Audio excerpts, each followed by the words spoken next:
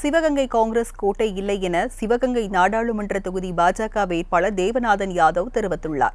அவருடன் எமது செய்தியாளர் சரவணராஜா நடத்திய நேர்காணலை தற்போது காணலாம். சிவகங்கை பொதுவாக பார்த்தீங்கன்னாக்கா காங்கிரஸினுடைய கோட்டையை திறந்துட்டு வருது. 1984 பார்த்தீங்கன்னாக்கா முதல்ல ப. சிதம்பரம் இருக்காது. இப்போ தற்போது அவருடைய மகன் கார்த்திக் சிதம்பரம் இருக்கார். அதனை தொடர்ந்து பார்த்தீங்கன்னாக்கா இவங்களோட பேர்களை மறைக்கிற அளவுக்கு நீங்கள் என்ன அளவுக்கு பிரச்சாரத்தில் ஈடுபட தயாராக இருக்கீங்க? தம்பி, உங்கள் கேள்வியே தவறு. இது காங்கிரஸ் கோட்டை என்றைக்குமே இருந்ததில்லை. மரியாதைக்குரிய அண்ணன் சிதம்பரம் அவர்கள் ஒன்று அண்ணா திராவிட முன்னேற்றக் கழகத்தோடு கூட்டணியில் வெற்றி பெறுவார், அல்லது திராவிட முன்னேற்றக் கழக கூட்டணியோடு வெற்றி பெறுவார். தனியாக நிற்கும்போது 1,02,000 வாக்குகள் தான் வாங்கியிருக்கிறார். அன்பு தம்பி கார்த்திக் சிதம்பரம் தனியாக நிற்கும்போது 1,07,000 வாக்குகள் தான் வாங்கியிருக்கார். ஆக இது காங்கிரஸ் கோட்டை என்பது தவறான கருத்து. இன்றைய தினம் சிவகங்கை மிகப்பெரிய எதிர்ப்பில் இருக்கிறது. மரியாதைக்குரிய அண்ணன் சிதம்பரத்துக்கும் அன்பு தம்பி கார்த்திக் சிதம்பரத்துக்குமான மிகப்பெரிய எதிர்ப்பு அலை இருக்கிறது.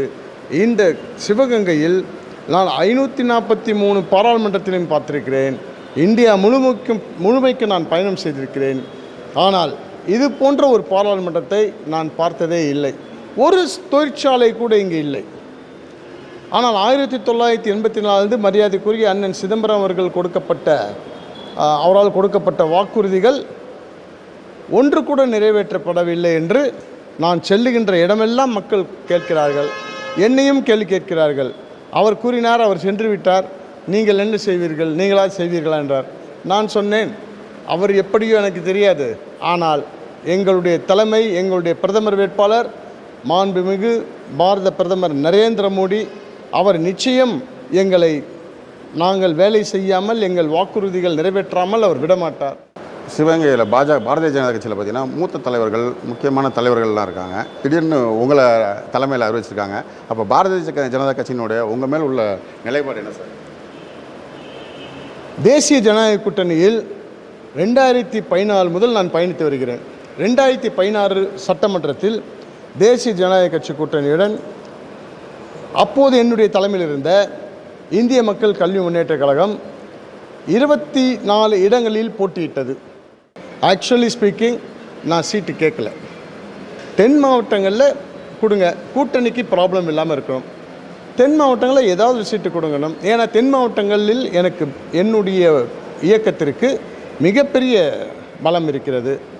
அதனால் அதுவும் குறிப்பாக சிவகங்கையில் என்னுடைய இயக்கம் கடந்த 2011 சட்டமன்ற தேர்தலில், 2014க்கு முன்பாக நடந்த சட்டமன்ற தேர்தலில் 5 இடங்களில் போட்டியிட்டார்கள். என்னுடைய இயக்க நண்பர்கள் போட்டியிட்டு நாங்கள் கணிசமான வாக்குகள் வாங்கியிருக்கோம். இங்கே இருக்கின்ற தென் மாவட்டங்களில் இருக்கின்ற மக்கள் எல்லோருக்கும் என்னை தெரியும். அந்த அடிப்படையில் அவர் கொடுத்தவுடன் நான் இங்கே வேலை செய்கிறேன். இங்கே இருக்கின்ற தலைவர்களும், மாவட்ட தலைவர்களும், ஒன்றிய தலைவர்களும் நான் ஏற்கனவே பரிச்சயமானவர். அதனால் இங்கே அது ஒரு பிரச்சனையுமே கிடையாது. வேகமாக வேலை சென்றிருக்கு. அதை நீங்கள் பார்ப்பீங்க களத்தில். எந்த கட்சிக்காவது வாக்களியுங்கள், ஆனால் வாக்களிப்பது நம் கடமை, ஜனநாயக கடமை. வாக்களிக்காமல் இருப்பது மிகப்பெரிய தவறு. ஆகவே 100% வாக்களிக்க வேண்டும். அனைவரும் வாக்களிப்போம், நல்ல தலைமை தேர்ந்தெடுப்போம். ஜெய்ஹிந்த். மாலை முரசு செய்திருக்கார் சிவகங்கையிலிருந்து சரவணராஜா.